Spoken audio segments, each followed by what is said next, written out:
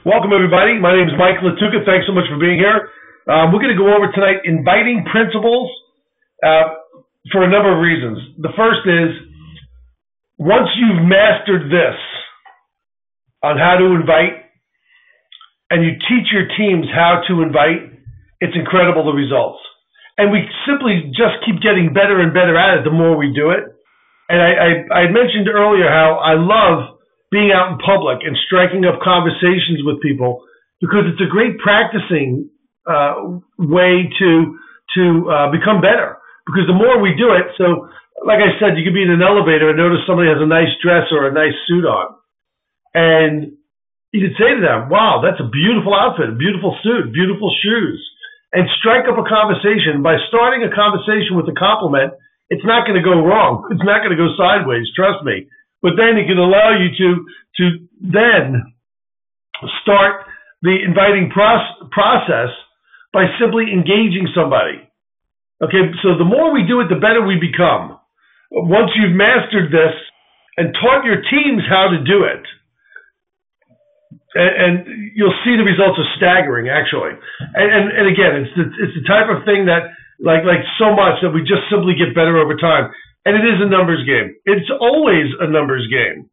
But what our goal is to make sure that the numbers are tilted in favor of us by making sure that we're doing it properly, by making sure we're doing it right, so that we can maximize the opportunity. So what I like to do is teach people to make their prospect list based upon three key elements. Who needs an income? First and foremost. 84% of the American population today is not happy or comfortable with the financial outlook for their retirement. 84%. Right? So who needs an income is a very big common denominator, much more so than trying to sell somebody a product. Okay? Then ask yourself to create another list, knowing what our product does, going through the testimonials, your own experiences, and understanding what our product does. Who could benefit from the product? So we have two separate lists. Then what I want you to do is identify who needs both. That's the starting point for us building your business. Why? Well, the propensity to join is far greater if we have people that need an income that have a bad hip, a bad knee, a bad shoulder, or wrinkles, right? Because they need the product, they need the income. The propensity there is far stronger. And it's our goal as leaders to set you up for success by making the confidence level that you have strong out of the gate. Okay? So if we're able to identify those that need the business and those that need the product and compel them to join you in the business through our processes, then you're going to be extremely excited and confident that this works by us having shown you how to do it right. But there's 3 C's that you must keep in mind. That inviting should only cause creating of curiosity by the prospect. Creating curiosity within them to want to know more. Controlling ourselves to not give them too much that causes them to be overwhelmed. Okay? And also keeps us from basically throwing up all over a prospect with our excitement. And I should say that because it happens so many times where we're so excited, we've got so much information and knowledge, they don't have anything, but you try to give them 100% of what you have in 30 seconds. You know, it's kind of like The Exorcist. Your head spinning around in circles, green vomit going everywhere, and they can't wait to get out of the room or hang up the phone because you turn into a wacko. Right? So controlling ourselves is key. It's critical. And then make a commitment on following up with your people. Not everybody's going to say yes, that they're going to join right then and there. That's why we have a process. How we do it, how we invite people, what we invite them to. But the biggest part of this is when we sign up a new person in our business, we must protect their business before they even have a business by preventing them from running out and talking to people about everything they know nothing about. Okay, because the terminology, you know, getting the toothpaste back in the tube, right? It's an impossibility. You can't do it, right? And there are other great terms out there like, making the first best impression, right? The second impression doesn't matter. The first impression is what matters. So what I like to tell people when I sponsor them into the business is what I'm going to do is prevent you from destroying your business by protecting your business before you even have one. That causes people to be very impressed, right? Because they can see the logic behind that when you explain to them that you're not qualified yet to go out and talk about this. So by you going out and talking to people about this, you're going to make a terrible first impression, and that toothpaste can never be put back into the tube. So when I explain that to people like that, they go, that makes a lot of sense. It's pretty logical. Great. Well, you didn't know about this yesterday. Can you give us a couple of days to start the training, to get you going, and then we'll send you on your way, but you won't be alone. We're going to do it with you each and every step along the way. That adds tremendous confidence for people. But we must protect their business before they even have one and explain it to them, because it's the type of thing that they will absolutely appreciate and respect. So what's the strategy of the invitation or the invitation call? Well, there's a bunch of them. But I can tell you this, 100% of my success came from knowing what to say and when to say it and to whom. Right? Understanding my prospect. What's their need? What's their desire? Is the timing bad? Are they on their way out the door, and am I preventing them from leaving by keeping them because I'm being selfish and I want their attention? Right? So being cognizant of all of these things that go on is going to put you in a very favorable light when we're talking to people. Because I love to know what my prospect's all about. I ask questions to show interest in them, and that causes me to learn who they are. I hope that makes sense, because many things that I've learned, and one of the more important ones, which is very relevant to inviting, is this. People don't want to be dictated to. They don't want to be lectured. So if I'm having a conversation with the prospect, I'm going to ask them a couple of questions along the way that keeps them not only engaged in the conversation that we're having, but it's also mutually allowing us to connect. Because everybody likes to be heard. Everybody wants to have a voice in the conversation. It's just a matter of whether or not we allow them to. So asking a couple of key questions along the way will allow you to learn about them, while also telling them you care enough about them to hear what they have to say. And people like that. Questions do cause dialogue. It's the absolute best way to cause people to engage with us.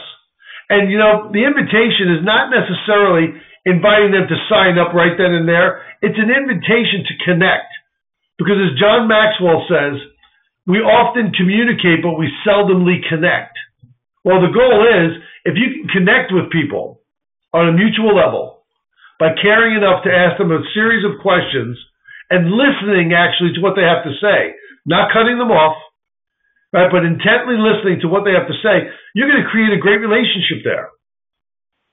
Okay, so what's the desired outcome of the invitation and the invitation call? To create a relationship, to start building a relationship by connecting with your folks or reconnecting.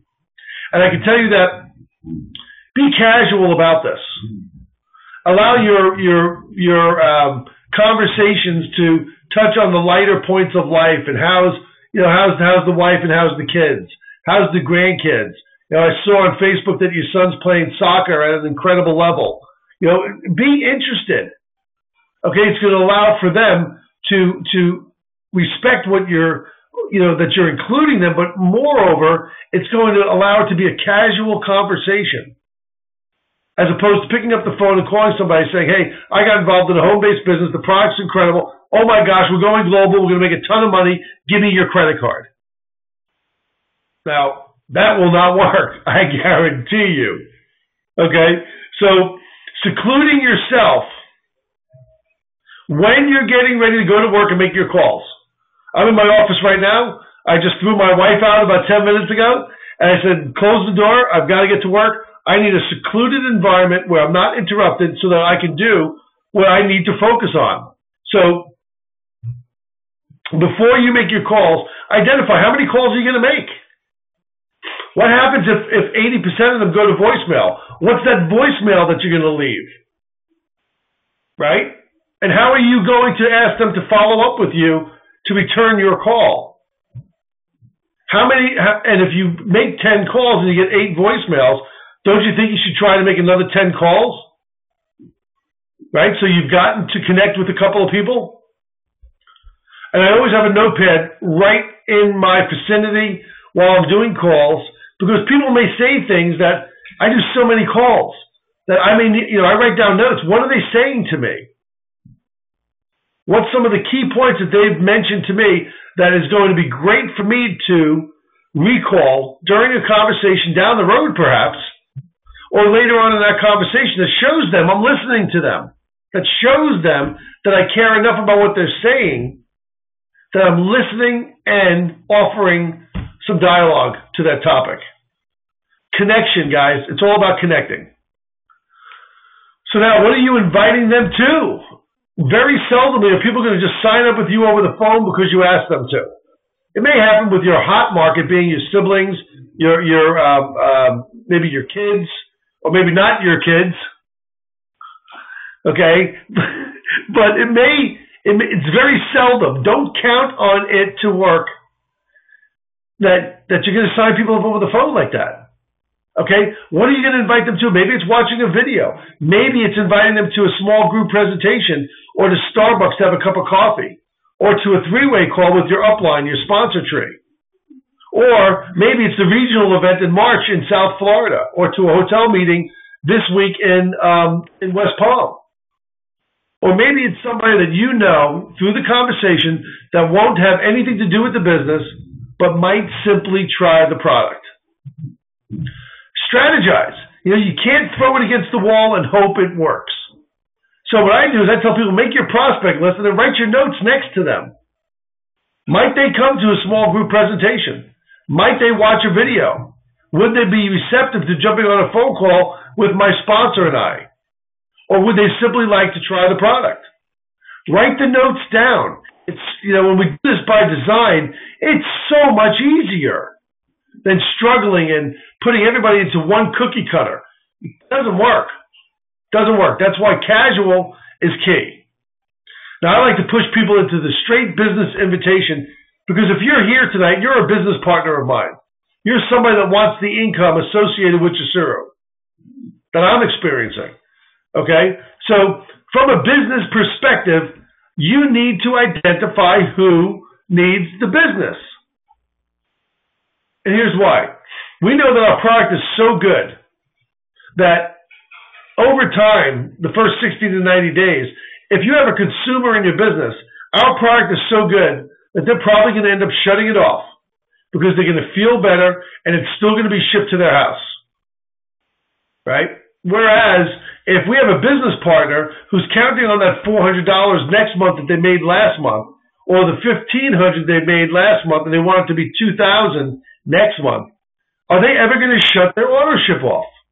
And the answer is no. So why are we looking for only those that would benefit from the product? Rhetorical. Okay, if you're building a business, you need to treat it like a business and it will pay you like a business. Otherwise, you treat it like a hobby and it's going to pay you like a hobby. So as a result of identifying what it is that we must do, because folks, in order for us to get better, in order for things to get better, we must get better. In order to experience something that we've never experienced, we've got to be somebody different than we've ever been. So we have to plug and play at a higher level. We have to adapt, adopt, and implement what it is that's proven to work. So the business invitation is something like this.